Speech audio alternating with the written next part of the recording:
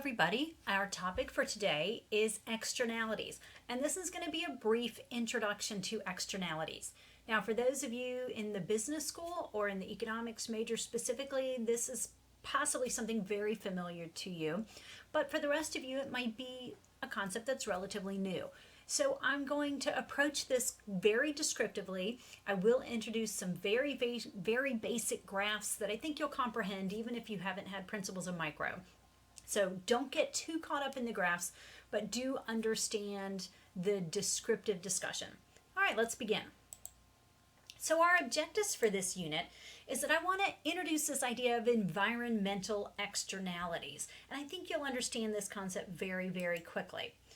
I want to review the idea of market failure in the context of public goods. Now, we've already talked about market failure in the context of public goods. Remember, public goods versus private goods.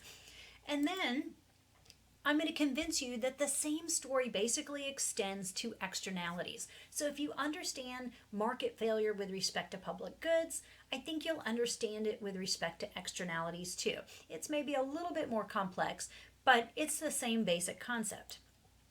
Of course, we need to define externalities, and you can understand that externalities can be both good and bad. We're going to have some good environmental externalities like planting trees. But then, of course, there's many bad environmental externalities. So think about air pollution, water pollution. Then we'll discuss why market failure exists and explore the role of government in addressing market failure.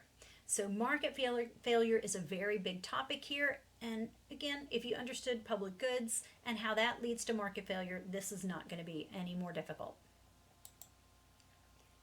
Let's review the idea of market failure. In the previous lecture, we made a distinction between public goods and private goods. So if you recall, our public goods were things like national defense and environmental protection. But private goods were things like hamburgers and cars, and they have very different characteristics. We concluded that the market can do a good job delivering private goods. It can deliver burgers without any government interference. It can deliver houses without government having to worry about market failure. But the market's not going to do a good job in the delivery of public goods. So if you recall, I asked the question, should we just rely on people donating money to determine the amount of national defense we received? Or should we just collect contributions and whatever we have, that's what we're going to use for environmental protection? Could some firms sell shares of national defense or shares of environmental protection? The answer is no. That's just not going to work. So the market's not going to do a good job delivering things that are public goods. We also talked about the fact that people have a free rider incentive. So if you remember, one characteristic of public goods was that they were non-excludable. So if Dr. Hank is a horrible protector of the environment and he drives a huge SUV and he pollutes all kinds of ways and he doesn't recycle, well, we have no way to keep him from consuming cleaner air, cleaner water, because they're non-excludable. So people have that free rider incentive since they can't be excluded from the consumption of public goods. In that way, we know that the market's going to provide way too little of a public good, if any. So as we said, let's pass the hat. Everyone put in some money. And at the end of the day, we're going to add it up, and that's going to be the amount of environmental protection that we're going to pay for. Well, when the hat comes to you, think about what your incentives are. You're going to say, ooh, wait, I'm going to get environmental protection whether I pay or not. So my dominant strategy might be to say, oh, I don't really want any environmental protection. I'm not going to pay, but I really want it, and I know I'm going to get it whether I pay or not. So the market's going to underprovide. So how do we solve market failure? Instead, the government usually provides public goods. Think about it. They provide national defense. They basically organize our environmental protection efforts, not all of them, but the bulk of them. We know that the government establishes parks. We know that the government is the major supplier of our roads. So you get the idea. We talked about that they're going to tax people and they're going to spend money. And that's going to limit the free rider problem and, of course, address market failure.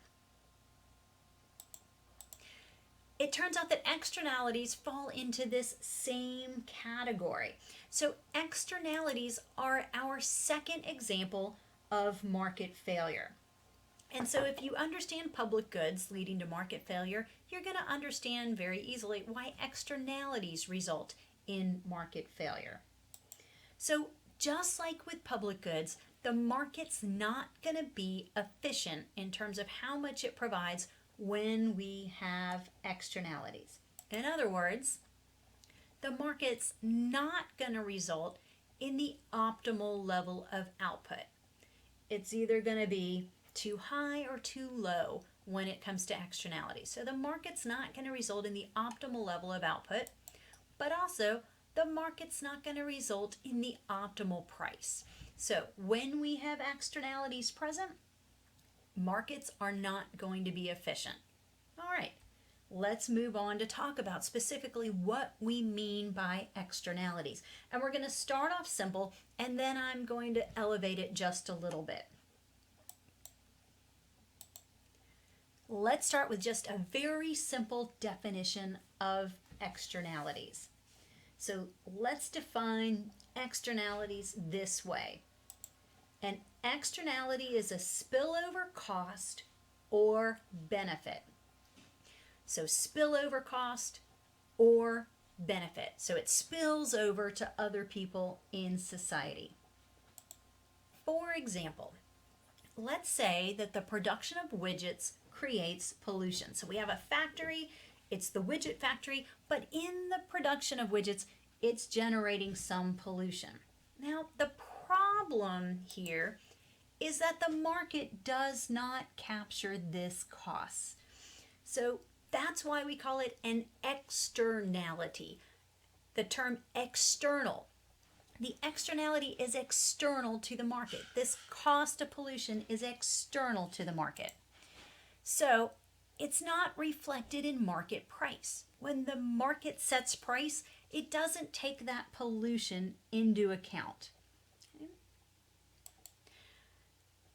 The market fails, in this case, then to internalize pollution as if it's a real cost.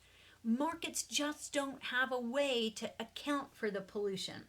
It's not going to get internalized in the market supply and demand. So again, that's why we call it externality. Now, most of the time, when we're talking about supply and demand, we've been assuming that there's no externalities present. For example, when we covered supply and demand in ECON 217, we told you over and over that markets are efficient. We've said markets are efficient, and markets are efficient. Generally, markets are efficient. When we say that markets are efficient, what we mean by that is that markets can be trusted to deliver the optimal level of a good. By optimal level of a good, we mean the socially best level. Not too much, not too little. So markets can be trusted to deliver the optimal level of a good, and markets can be trusted to set the optimal price. So markets are efficient. Economists like markets, but there's a big but here. Again, when we said markets are efficient, that we like markets, markets are good, we assume that there were no externalities present. So we assume that we don't have this big source of pollution when we're producing widgets. Maybe we're producing widgets, but it doesn't have pollution. So this is a big, big point. And I'm going to say it again. Markets are good. Economists generally are in favor of markets. Markets are efficient. Markets can allocate the right level of an item. If we're talking about widgets, markets will result in the right number of widgets. And it will set the optimal price for widgets as long as what? There's not an externality present. So let's look at our standard market model, just so you understand what I'm talking about. When I talk about our standard market model, we're really talking about the standard model of supply and demand, where we show markets to be efficient. Now, a lot of you probably had supply and demand somewhere in high school. If you haven't had supply and demand, don't worry too much. I think you'll understand the graphs. I'm going to treat them very, very simply.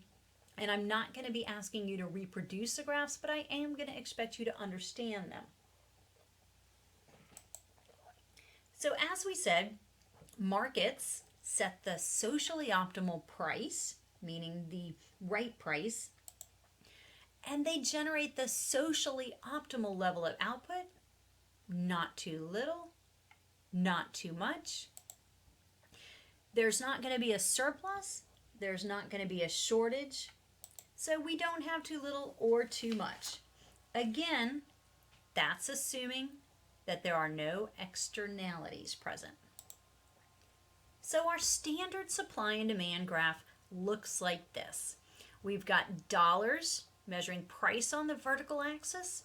We've got quantity measuring our quantity exchanged on the horizontal axis. Demand is downward sloping and supply is upward sloping. Now the point that the market will operate on is where you see supply and demand intersect. So everyone focus on that red X. Look at the intersection of supply and demand. That's what we call the market equilibrium. At that market equilibrium, we're going to end up with a price, PE, that's our equilibrium price, and QE, equilibrium quantity. If this is not familiar to you, you should be taking a few notes. So the market's going to operate at that intersection. It's going to establish an equilibrium price, PE, and an equilibrium quantity, QE. And at this point, since demand equals supply, right, where they intersect, demand equals supply, there's no shortage, there's no surplus. We have the right amount. We don't have extra units sitting around, we can't move. We don't have lines of people trying to get something that's in short supply. So this is the market, and this is the market behaving efficiently. Again, assuming there are no externalities. So for us to say that the market is efficient, we assumed that there were no externalities involved. In other words, producing this good, whatever it is, widgets, did not result in any kind of externality like pollution. We have to acknowledge that if it did, if we do have some sizable pollution from production of the widgets, then the market would not be efficient. So, what I'm trying to suggest is that the presence of externalities makes things much more complex, right? We like markets, but we have to acknowledge that markets are not efficient in the presence of externalities like pollution. Now, I understand if this is a little confusing to you at this point. Do not worry. I promise I'm going to make this a lot more concrete. So just stick with me here. Let's start by defining externality a little more formally. Now, I already explained that an externality is a spillover cost or a spillover benefit that affects other people. But now let's take it one step more formal. First, we need to acknowledge that externalities can be good, and when they're good, we call them external benefits. So, external benefits. Or we might call them positive externalities. So when externalities are good, we call them external benefits or positive externalities. Whatever we call them, external benefits, positive externalities, it doesn't matter. What we're trying to say is that there's some social benefit. So this social benefit is one that, spills over to society. So let me give you an example of something that might create social benefits. Let's talk about planting trees. And we all know that planting trees is good because it improves air quality. So let's say I go out and I buy some trees and I decide to plant them. Do you agree that the air quality being improved benefits others in society? not just me, right? So there's a spillover benefit that accrues to other people in society, not just the person planting the tree. So when I plant trees, I create an external benefit or a positive externality for others.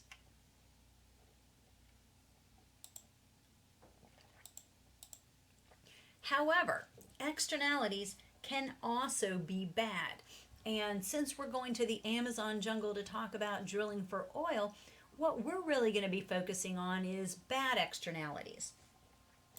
When we talk about bad externalities, we call these external costs, or we might call them negative externalities. So either way, whether they're external cost or we call them negative externalities, what we're talking about is a social cost. In other words, a spillover cost that's imposed on society. So our behavior might impose costs on others. What would be an example? Well, what if we have pollution that comes from a factory?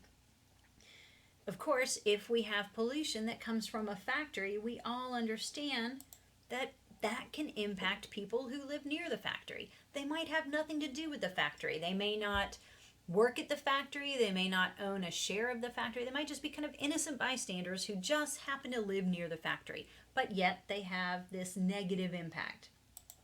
We agree that these people don't really have a say. They're not running the factory. They don't get a vote on how much pollution is generated. They don't get a vote on how much production takes place because the decisions are made by the factory managers, right? But yet, decisions made by the factory managers have a spillover costs that are imposed on other people, the people living near the factory. Now, in both cases, there's a cost or a benefit that spills over to society. That's why we called it a spillover cost or a spillover benefit. So that's another term you need to understand. So an external benefit might be a spillover benefit. External cost might be called a spillover cost. So whether we're talking about a cost or a benefit, we agree that there was something that spilled over to society. It was better air from planting trees, so a spillover benefit. It was pollution from the factory, so a spillover cost. But the thing is that the cost or the benefit that we're talking about is not incorporated into the decision-making process. So think about it. When I plant trees, do I say, hey, I'm going to increase air quality to my neighbors? That's what my goal is. Is that really something I'm thinking about? Probably not. And the factory, when they're producing, do they say, we should factor in the amount of pollution we're generating? Generally, that's not the case. So this is a cost or benefit that goes unincorporated. It's not incorporated into the decision-making process.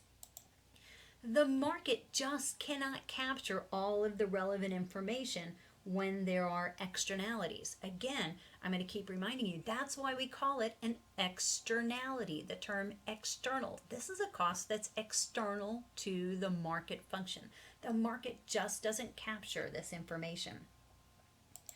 So if the market doesn't capture this information, then the information does not affect allocation of resources, right? It doesn't help us determine how much is produced. And at the same time, it doesn't affect the price that the market will set. So one more time, externalities are things that the market will not capture. These are costs that are external to the market. So this information, because it's not captured by the market, doesn't end up impacting allocation. It doesn't impact price.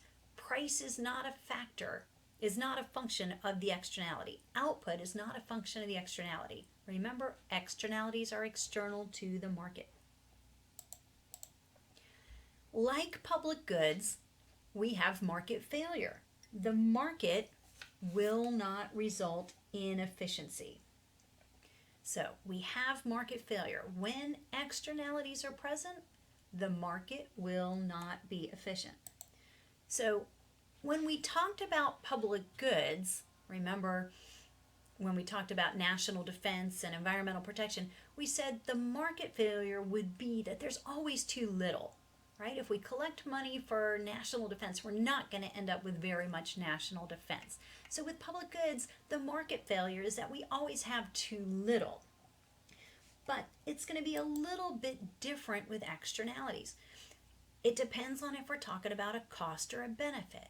Now, when external costs are present, like pollution, it should be pretty obvious that the market produces too much. We have too many widgets being produced because the market doesn't take into account all of the pollution. In other words, what we want is less widgets, because then we end up with less pollution. So if we're talking about external costs, the market's going to overproduce. It's going to produce more than society wants. But when we're talking about external benefits, when external benefits are present, like planting trees and having cleaner air, well, the market produces too little. We don't end up with enough trees. We want more trees being planted than the market's going to end up resulting in. So do you see what's going on here? With public goods, we always have too little. But with externalities, it depends on if we're talking about an external cost or an external benefit. So you should be able to think about this logically, right? If we have widgets and pollution is being generated, then we want less widgets, right? If we're planting trees and it creates cleaner air, we want more of that. So we want less of things that create external costs, and we want more of things that create external benefits. Hopefully that makes sense. It should be fairly obvious. Either way, whether we're talking about external costs or external benefits, too much or too little, in both cases the market is inefficient. So in both cases we have what we called market failure. So let's move on to talk about negative externalities. And negative externalities are probably what we're more interested in, given that we're going to the Amazon jungle where we know we have big externalities taking place. So let's formally define this. First, you see the definition's a little bit more complex. In the course of production, consumption, or distribution, there is a cost imposed on individuals who are not involved in the market exchange. In the course of production, consumption, or distribution, there is a cost imposed on individuals who are not involved in the market exchange. Well, let's look at just the first part of that. The first part of that tells us is that there are three sources of externalities. Negative externalities can come from production, so factory producing widgets and it's polluting.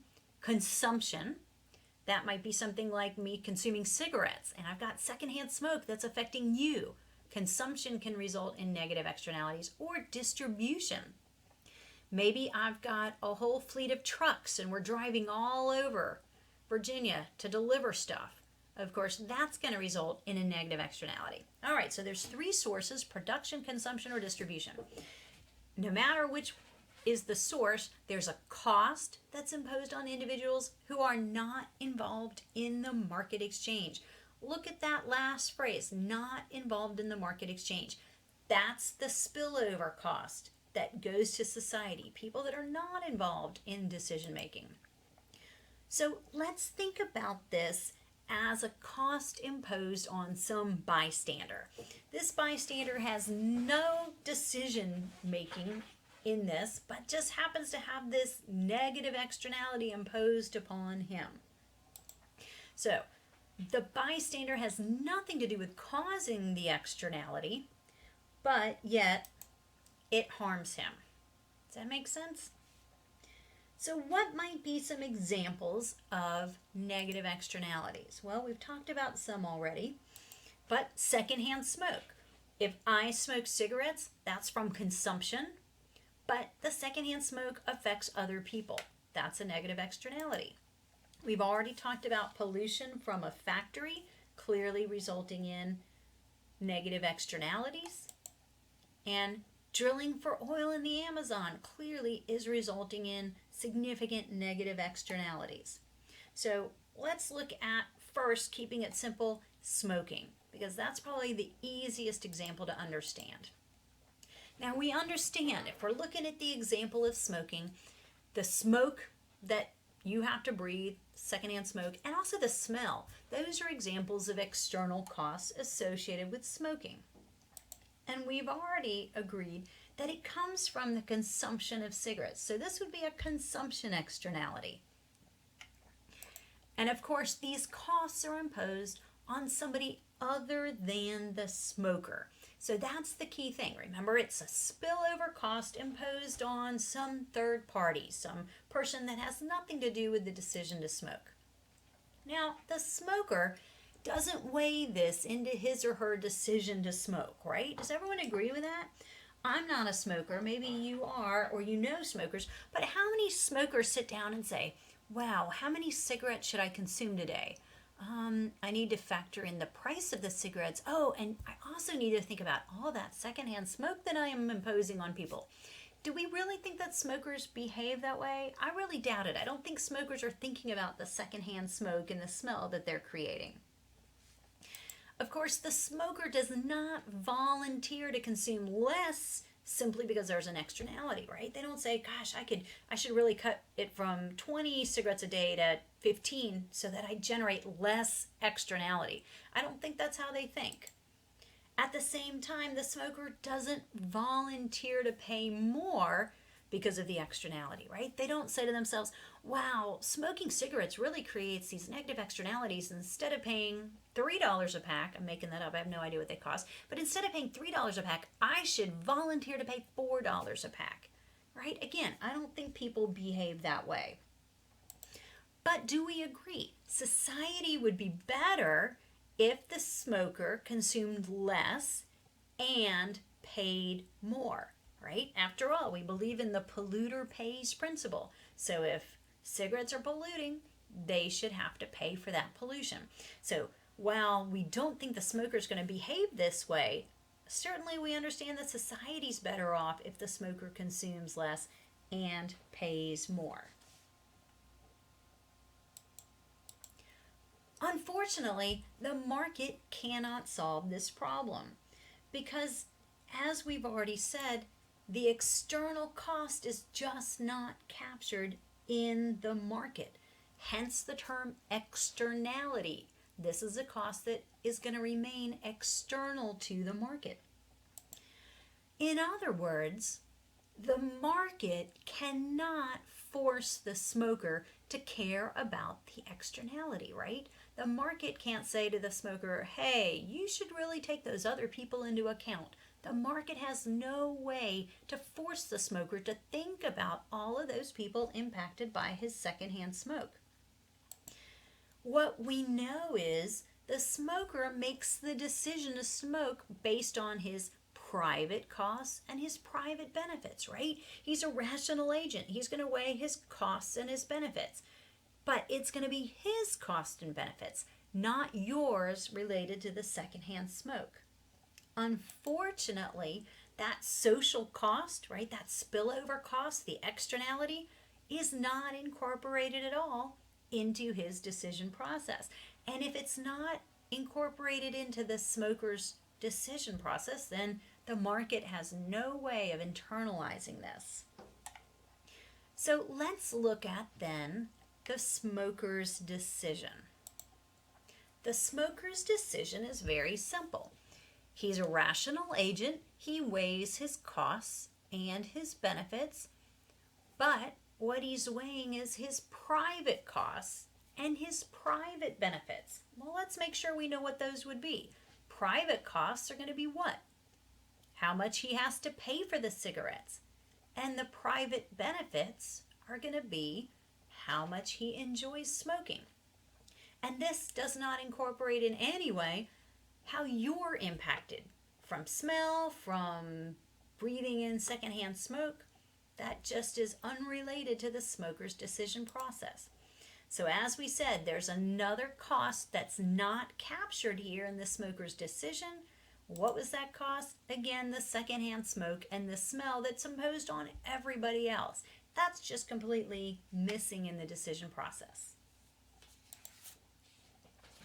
So let's move on to talk about something a little bit closer to home for this class, and that's the environmental damage from drilling. Since we're heading to Ecuador to learn more about what's going on with drilling for oil in the Amazon, this makes total sense. Now, we know that drilling for oil is already taking place in the Amazon, and I'm hoping that when we climb the towers at night, if we're at a lodge that has a tower, we should be able to see these methane flares burning late at night, and the whole sky will be pitch dark, but we'll be able to see hopefully these methane flares. I've seen it with my own eyes. So we know that drilling's taking place in the Amazon. And we know that this has had a big impact on air quality and water quality, because my friends at Selva, the nonprofit organization that we're hosted by, they study this. So this is very well established. We know that it's impacted the animals.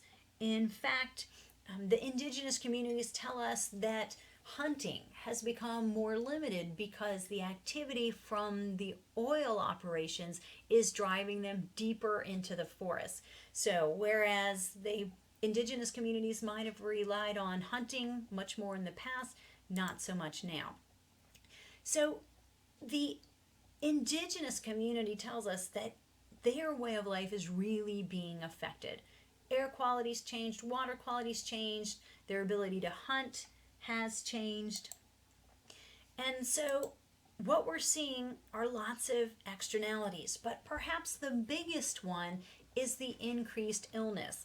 Now, of course, that's related to the other issues, air quality and water quality, but the indigenous communities are seeing this much greater, at more rates of illness, especially in the children. And that's one of their biggest concerns.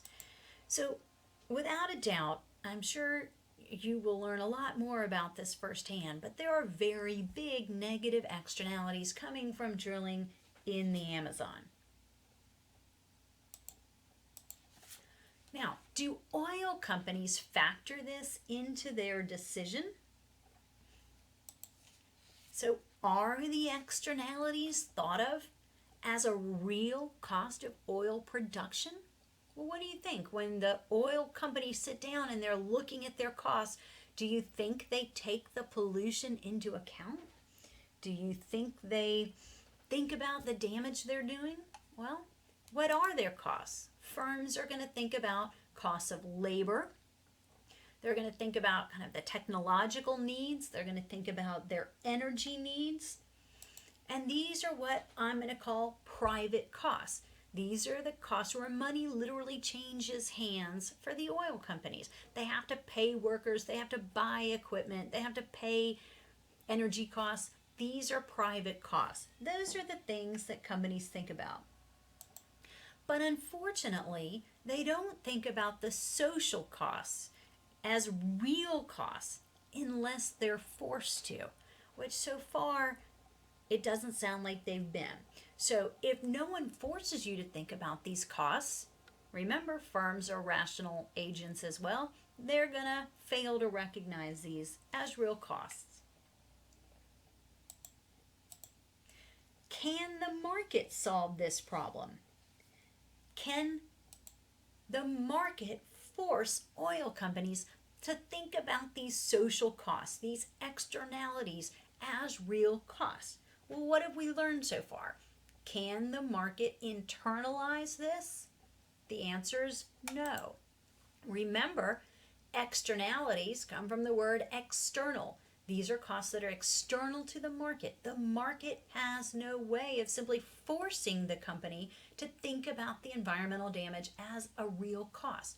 They can't force them to think about environmental damage the same way they think about technology costs and labor costs. So the answer is no. The market cannot solve this problem. Market output won't factor this in. So when the market sets output, it's not accounting for the externality. And the other thing that's important to appreciate is that market price won't factor this in. So the market's price is not going to reflect the cost of pollution. It's going to reflect the cost of technology, it's going to reflect the cost of labor, but it's not going to factor in that that external cost. So once again, we're back to the conclusion we've already made. The market is inefficient. The market has market failure. It's not going to produce the socially optimal level. Now, let me attempt to illustrate this for you graphically.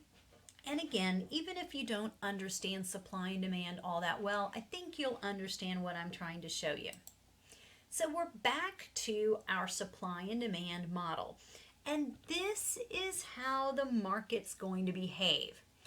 But I want you to focus on the upward sloping red line. That's the supply. That's the supply of oil from the oil producers. That's their decision process. And it's a function of their marginal costs. But remember, as we talked about, that supply curve only reflects the private costs, the things that the firm really perceives as their costs: labor, technology, energy. Well, the problem is that there's a whole nother cost, as we talked about. So what if, and this is just theoretical because the market cannot do this, but what if we added in the social cost? So let's start with the red line, the supply curve, and let's add in this externality. Well, that's going to shift those costs up. So now we have the purple dotted line. That's what the supply curve really should look like. That's what their cost structure really looks like. But remember, firms are not going to be taking this into account. So the purple line is purely fictional. It's purely theoretical for me to illustrate market failure. Now, the market is operating at QE. But what this shows us is where we want to be operating is Q1. That while the market's producing QE, society really is better off at Q1. The other thing I want you to look at is the price. So look at the vertical axis. The market price is going to be PE. But if the market could take into account the externality, price would be P1. So what we're looking at is the nature of the market failure. The market is going to operate right there at QE and PE. Price is going to be low, output's going to be high. But where we really want to be, the socially optimal point, is right here. Fewer units, so less oil, and a higher price, so that the price reflects the externality. But once again, let me say it again, and I know I'm beating a dead horse, so I apologize if you're totally with me, but markets can't get us to price P1, and it can't get us to Q1. I'm using the purple dotted line to show you where we want to be. But the market can only operate at QE and PE. So if, and you see I have that in capitals because it's fictional, but if the external cost was captured in the marketplace, well then, as we just saw, the price of oil would be higher, right? It would be P1. And the output of oil would be lower, right? It would be at Q1. And this would be better for society. So society is better off with less oil being drilled in the Amazon, right? We all agree with that. Less oil being drilled in the Amazon is good for us. But again, I want to remind you that these costs that we've been talking about are external to the market. That's why we call them externalities. Markets just do not have the ability to incorporate externalities. The market cannot make oil companies think about these big costs that they're imposing on the Amazon. So we have to ask the question then, how how do we force firms to recognize the environmental damage that they create? Well, that's a tough question. How do we force them to think about pollution as a cost of production? I mean, we can debate whether they should even be drilling in the Amazon, but we could all agree that if they're going to be there, they need to at least be thinking about the environmental damage. So how do we get firms to recognize the damage? How do we force them to think about pollution as a real cost of production? Well, we're back to the same answer we had for public goods. There's an important role here for government. Remember, we talked about government needed to be the provider of public goods? Well, same thing here. Government is going to need to address the situation of externalities. So government has a very important role. They need to limit bad externalities, for example, pollution, and at the same time as limiting bad externalities, they need to promote good externalities. So planting of trees, we want more of that. Of course, this is something that is going to have to be done by the government, as we said, because the market will fail. So what we're really talking about is government's role in, once again, solving market failure.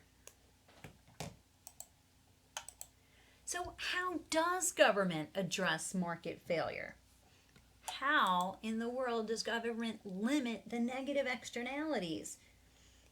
Well, they have to use the tools that they know work. So what are the tools that government has at its disposal to try to address externalities, to try to limit negative externalities and therefore address market failure? Well, the tools that mainly we want to talk about are regulation, fines, and taxes.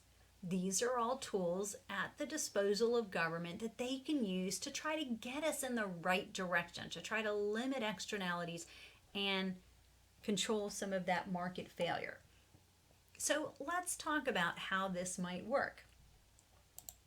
First, let's think about a regulatory approach. And let's stick with our example of drilling for oil in the Amazon. Well, one regulatory approach might be simply to ban drilling in the Amazon. And there would be certainly a lot of support for that idea.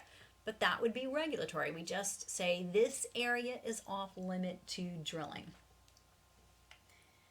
Another option, a little less severe, would be to limit the locations where drilling can take place. So maybe in the more remote areas that are not in proximity to people, maybe they drill there, but they don't drill in areas that are close to people. That again would be regulatory. They could limit oil production levels. The government could simply say, look, you can drill, but you're limited to production of no more than X number of barrels. Further, they could require best available technology be used. If the current companies aren't using good technologies, then we can limit some of the externality by simply using the best available technology.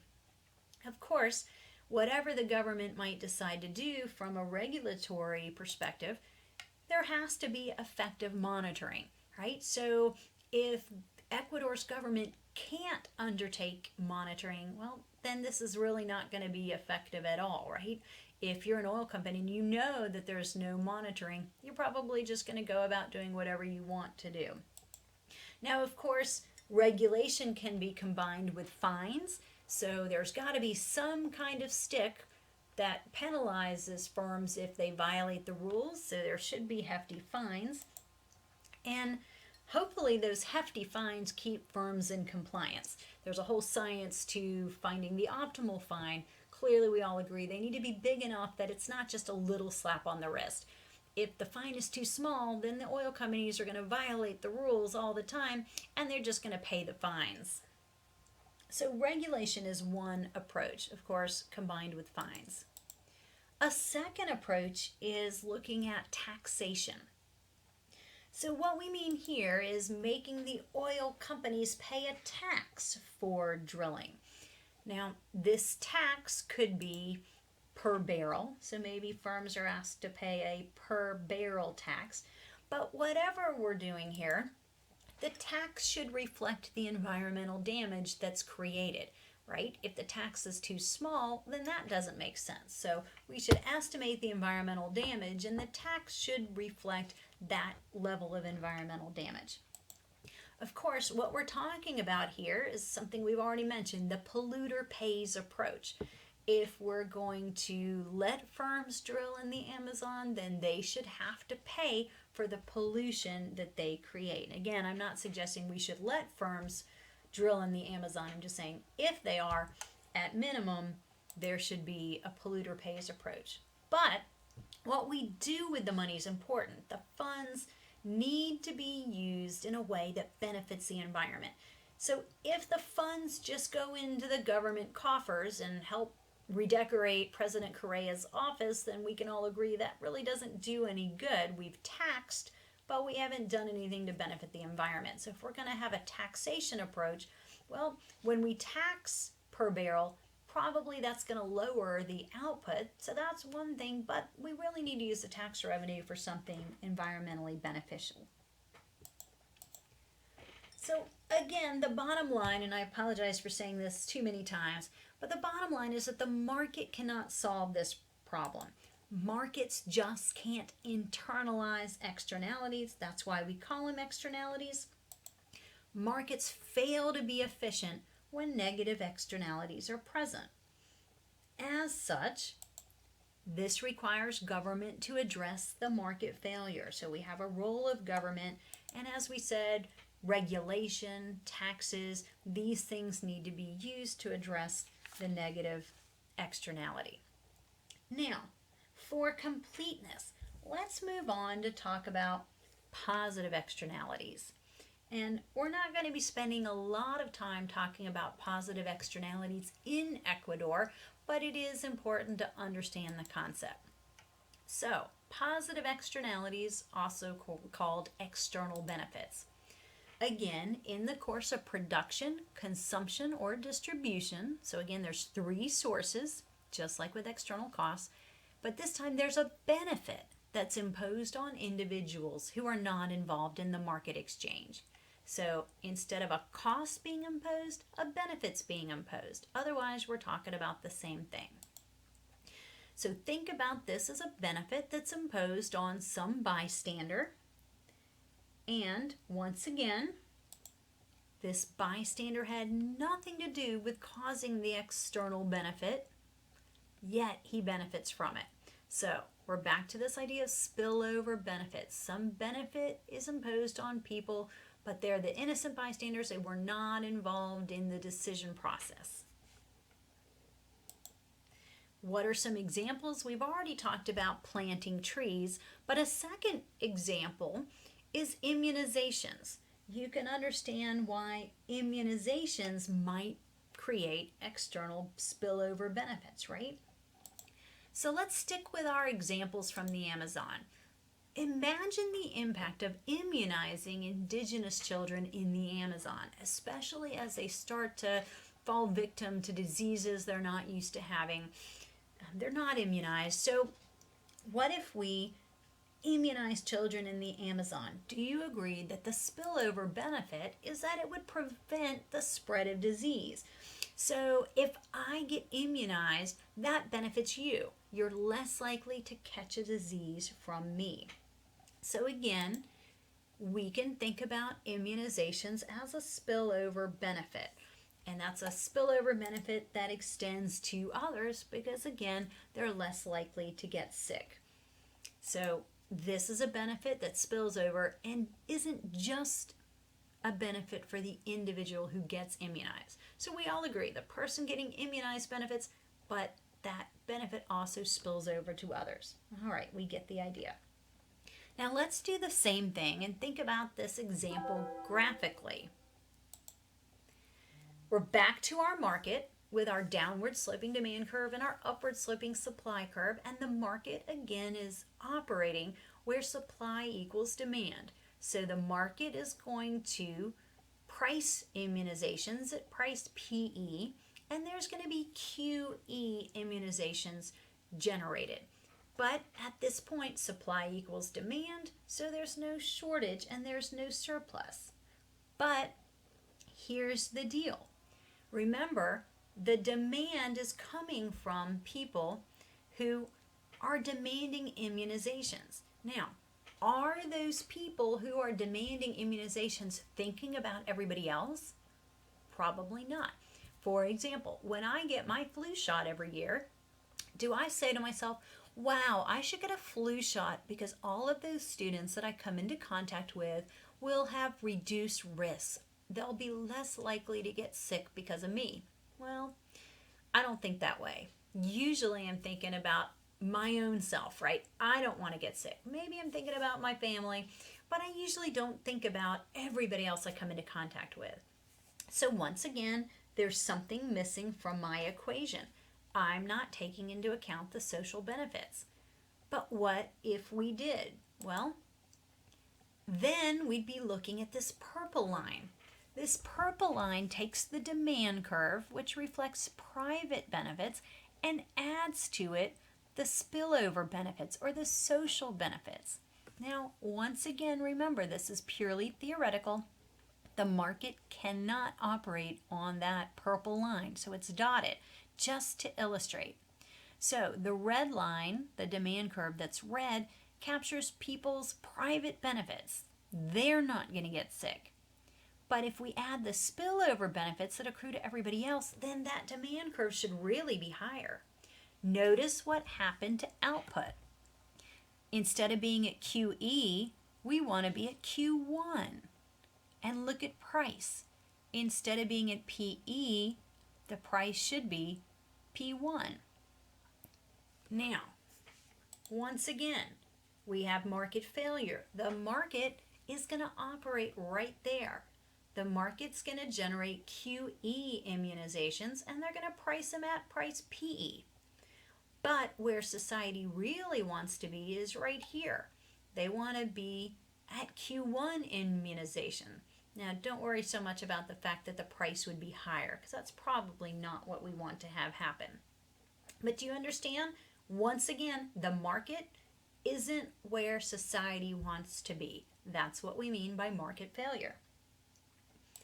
So, once again, with the external benefit captured, and remember, this is just theoretical, when we captured the external benefit with that purple line, output was higher.